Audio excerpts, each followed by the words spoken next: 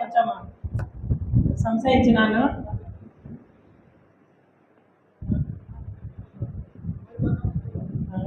తెలుగులో మాట్లాడతాను, అందరితో తెలుగులో మాట్లాడతాను.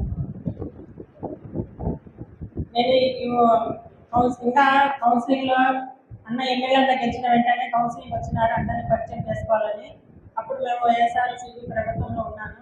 అన్న వచ్చిన వెంటనే ఆ పార్టీ ఈ పార్టీ అనకుండా అన్ని 37 వార్డులకు 10 లక్షలు, ఒక్కొక్క వార్డుకి 10 లక్షలు శాంక్షన్ చేసినారు.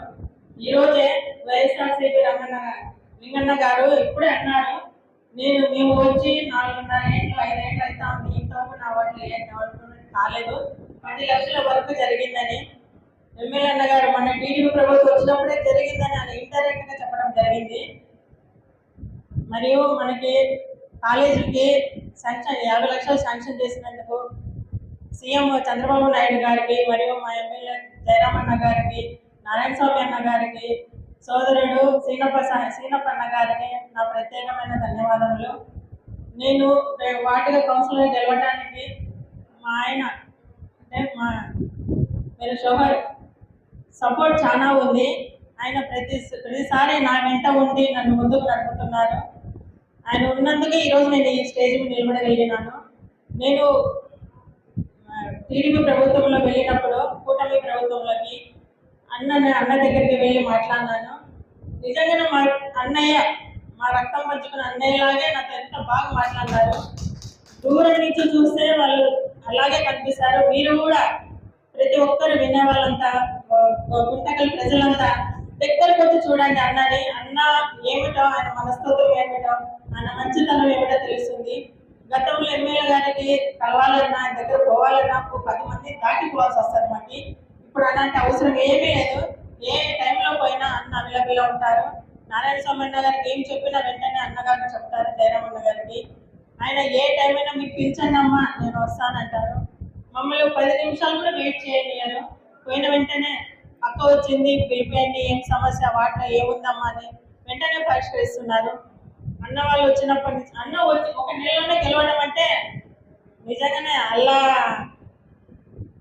ఆశీర్వాదాలు, దేవుని ఆశీర్వాదాలు ఆయన వెంట ఉన్నాయి. ఆయన ఏ కొట్టుకున్నా, ఏ వర్క్ చేయాలన్నా అది సక్సెస్ అవుతా ఉంది.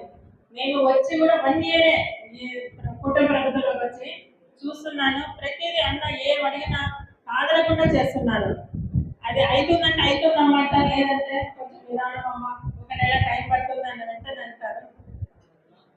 నేను ఈ కూటమి ప్రభుత్వంలో వచ్చి చాలా సంతోషపడుతున్నాను. అందరూ ఇక్కడ ఉన్న వాళ్ళంతా నాకు ఒక చెల్లెగా అక్క అని అందరూ అక్క అనే పిలుస్తారు.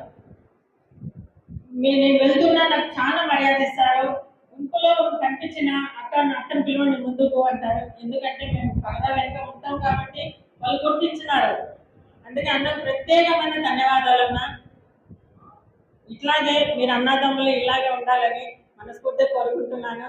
మా అందరికీ సపోర్ట్ చేస్తూ ఇంకా మా మైనార్టీ వాళ్ళని, మా మైనార్టీనే కాదు అన్నకు కులబట్టాలని ఏమీ లేదు, అందరినీ ఒకేలాగా చూస్తారు.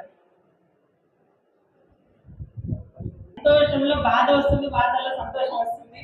ఏం చెప్పాలో అర్థం కావటం లేదు. అంటే ఇంత మంచి వాళ్ళు దొరకటం నిజంగానే మా అదృష్టము. మా ఆయన కూడా ఫ్రీగా సరే మాట్లాడు, అన్నకు ఫోన్ చేయి, ఏమైనా సమస్య ఉంటే నువ్వు ఒక కౌన్సిలర్ని, ప్రతిదీ నన్నే తగ్గుతుంటాడు. ముందుని ముందు అడిగితే అన్న వాళ్ళు చేస్తున్నారు. నేను కౌన్సిలర్గా ఉండి వైఎస్ఆర్లో టీడీపీ ప్రభుత్వంలో వెళ్ళే ముందు అన్నకి పోయి అన్న నేను కుటుంబ ప్రభుత్వంలో వస్తానన్నా, పార్టీ మారుతున్నానంటే సరే అమ్మ అన్నారు. కానీ నాకు నా వాటిలో కొంచెం రోడ్డు చాలా ఇబ్బంది ఉంది. నూరాబాద్ కాలనీ అక్కడ ఒక మసీదు ఉందన్న, పాములందరూ కలిసి ఒక మసీదు ఏర్పాటు చేసినాము. అక్కడ రోడ్డు లేదన్నా, చాలా ఇబ్బందికరంగా ఉంది అంటే సరే వేయిద్దామన్నాడు. ఇంకో మాట కూడా అన్నారన్న, అక్కడ గుడి ఉన్నా, చర్చి ఉన్నా, మసీదు ఉన్నా, ఏది ఉన్నా వేయిస్తామమ్మా అని మసీదు ముందు బాగా రోడ్ వేయించున్నారు. బాగా నీట్గా ఉంది. ఇప్పుడు వచ్చిన వాళ్ళంతా అన్న మీకు ధన్యవాదాలు చెప్తున్నారన్న. మా ముస్లిం మసీదు సోదరులందరూ ఎక్కువ మాట్లాడుతున్నాను. ఈ అవకాశం ఇచ్చిన పెద్దలందరికీ నా